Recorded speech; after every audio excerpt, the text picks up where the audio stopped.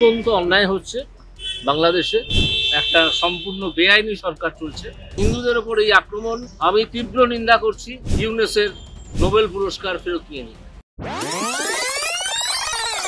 অত্যন্ত অন্যায় হচ্ছে বাংলাদেশে।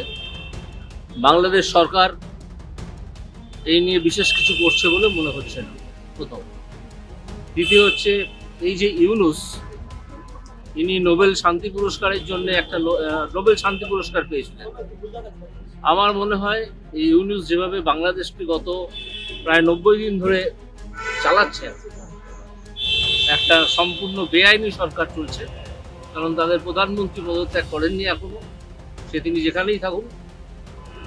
এবং যেভাবে তার ওই একটা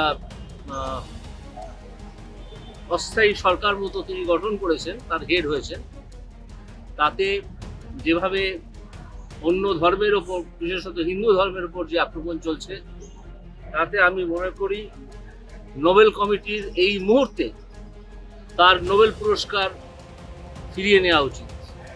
আপনারা হয়তো আমায় জিজ্ঞেস করতে পারেন যে নোবেল কমিটির এই রুল আছে কিনা, আমি বলতে পারবো।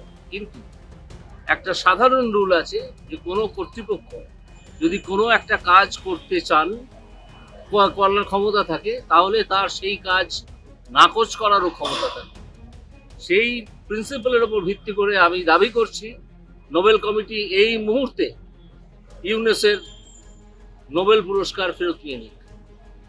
অবশ্য ব্যাপারটা বোঝা যাবে, আন্তর্জাতিক পরিস্থিতি সবাই নজর রাখছেন, সব দেশ, এবং এই অসভ্যতা চলতে পারে। প্রথম।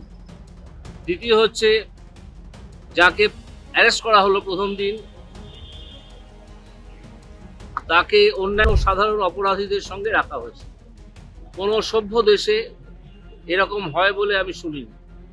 এরা যে কোনো সময়, কালকে আমাদের এখানে যিনি ইসকনের আছেন, তিনি আশঙ্কা প্রকাশ করেছেন যে তাকে যে কোনো সময় মেরে ফেলা হতে পারে, চিন্ময়ানন্দ।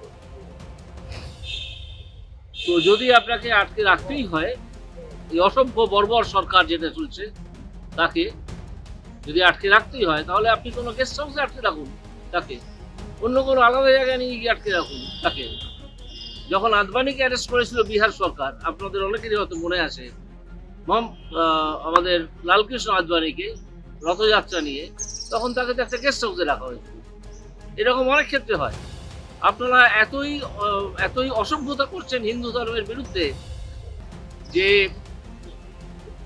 এই যিনি স্বামী চিন্ময়ানন্দ দাস,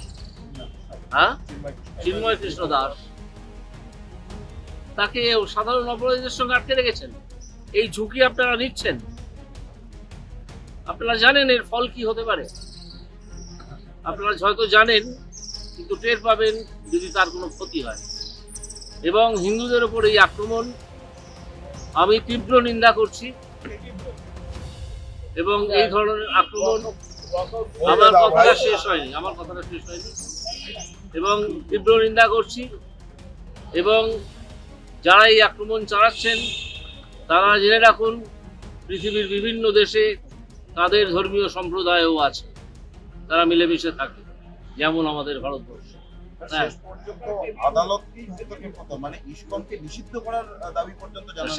সেটা তো মানেনি আদালত।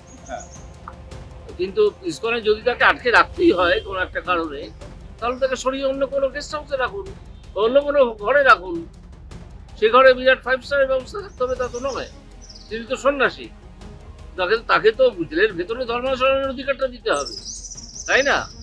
তো এইটা তো আপনারা বন্ধ করে দিচ্ছেন বলে মনে হচ্ছে। তাকে কি খাওয়াচ্ছেন দাওয়াচ্ছেন তাও আমরা জানি না।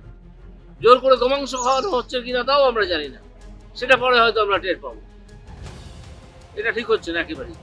একটা অসভ্য গভর্নমেন্ট, যারা আদৌ গভর্নমেন্টই নয়, একটা গুন্ডামি চলছে। এবং সেনাবাহিনী এখনো কোনো প্রত্যক্ষ ভূমিকা নেয়নি, যদি অনেকে আশঙ্কা করছেন যে একটা সেনা অভ্যুত্থান হয়ে যেতে পারে যে কোনো সময়। আমি জানি না, হবে না। সে হোক বা নাই হোক, তাদের কাছ থেকে আমরা এর চেয়ে আর কি বেশি প্রত্যাশা করব। একজন স্টেটের হেড, যিনি নোবেল শান্তি পুরস্কার পেয়েছেন, তিনি এটাকে সামলাতে পারছেন না। যদি না পারেন তো ছেড়ে দিন, আর তার নোবেল পুরস্কারটা খারিজ করা হোক, কেড়ে নেওয়া হোক। তাদেরকে থামিয়ে দেওয়া হবে। তো মমতা গভর্নমেন্ট কি করে আপনারা দেখতে পাচ্ছেন না? মমতা গভর্নমেন্ট কি করে? মমতা সরকার সম্পূর্ণ অ্যাপিসমেন্ট পলিসিতে চলে।